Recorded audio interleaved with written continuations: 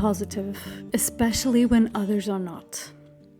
This is one of the 24 mottos based on the VIA character strengths, which I want to tell you about in today's episode, while inviting you to reflect on the year that is coming to an end so that you can better embrace the one that is about to be born.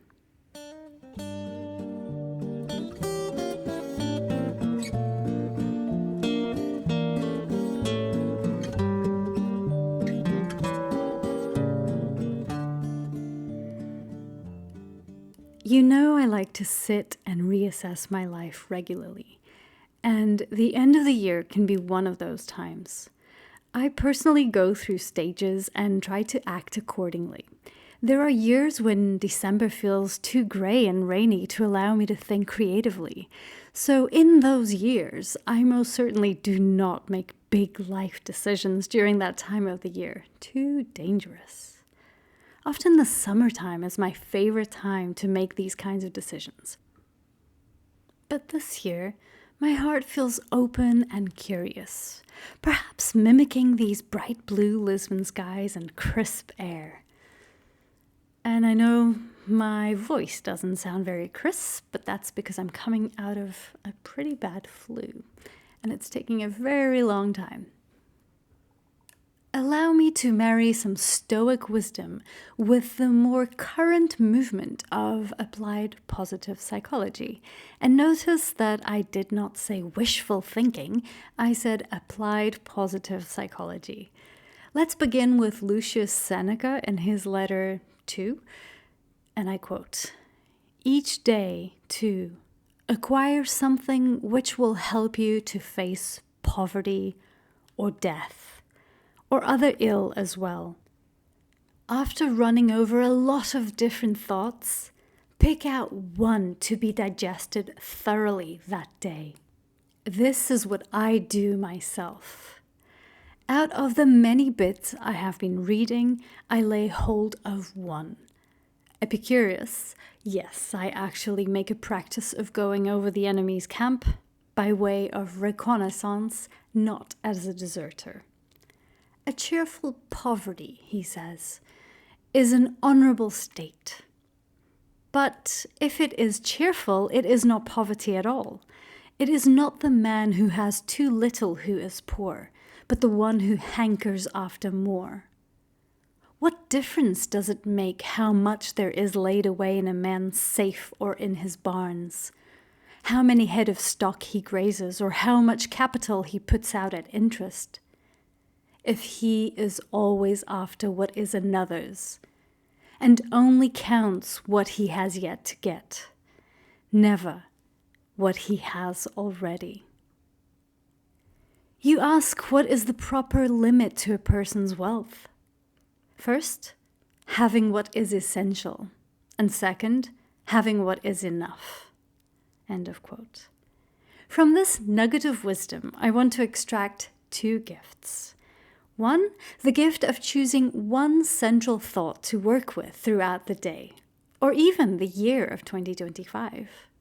And secondly, the gift of practicing gratitude so that we may know what is essential and what is enough, instead of pursuing never-ending goals that will deplete us from our vital force and keep us busy chasing things or people that do not make sense.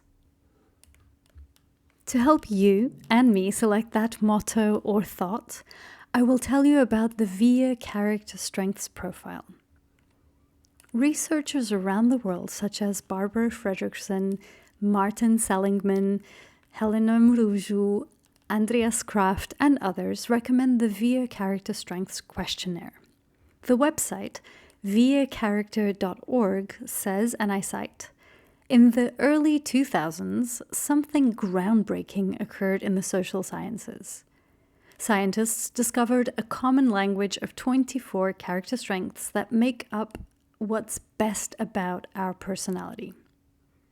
Everyone possesses all 24 character strengths in different degrees, so each person has a truly unique character strengths profile.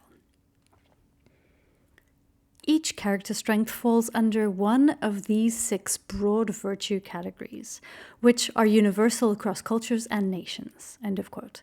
For those curious to read what the research says and how it's evolving, you've got a section with a fresh compilation of the latest studies on their website. To give you an idea of where your data is going if you're worried about that, I'll cite something else from their website. The VIA Institute on Character is a global non-profit organization that empowers people worldwide through the science and practice of character strengths. The VIA survey, available in 46 languages, has helped nearly 35 million discover the best in themselves and apply their strengths to enhance well-being, relationships, and performance.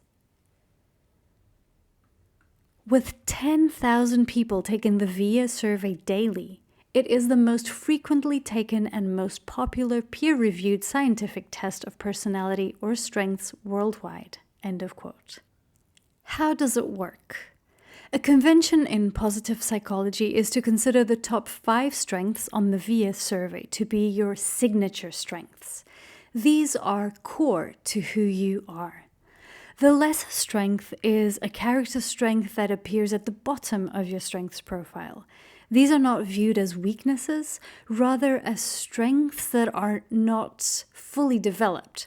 So they're either underdeveloped, unrealized, not as valued as other strengths.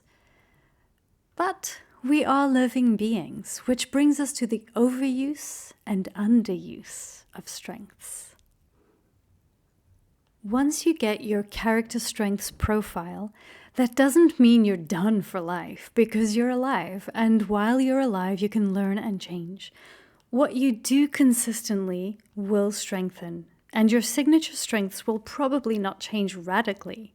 Now, what I find exciting about these profiles is learning to make the most of my strengths without overusing them, and also practicing my weaker strengths to become a better rounded, more wholesome person. In simple terms, you can easily overuse strengths that come naturally to you and underuse strengths that you're weaker at. Now, being aware of this tendency to do more of what comes naturally to us, we can design our life to incorporate some of these lesser strengths. Does this mean you can just fake it till you make it? No. The expression that says fake it till you make it is silly. Why fake it? That said, the idea of faking it till you make it must have come from somewhere in reality, just like any other urban myth or saying. One of those places I can imagine it coming from is the idea of working with our weaker aspects. So once you've got your character profile, you can pick one of your lesser strengths and consider how you might nurture it. Imagine someone whose top strength is curiosity, while self-regulation is a lesser strength. This person could leverage curiosity. They could use their natural inquisitiveness to explore new ways to enhance self-regulation, such as by reading articles, attending workshops, or trying out different self-control techniques. The person could also take incremental steps. Start with small, manageable goals that require self-regulation, like setting a consistent morning routine or limiting screen time, and gradually increasing the complexity and duration of those goals. They could also combine strengths. So they could stay curious about the process by regularly reflecting on what works and adjusting the strategies. Keeping the process engaging can make practicing self-regulation feel more like an exploration rather than another chore. Celebrate progress. Acknowledge the improvements in self-regulation, no matter how small, using curious insight to understand successes and setbacks alike, reinforcing positive habits over time. By using curiosity to actively engage with self-regulation challenges, this person can foster growth in a lesser strength while keeping the experience aligned with their natural inclinations.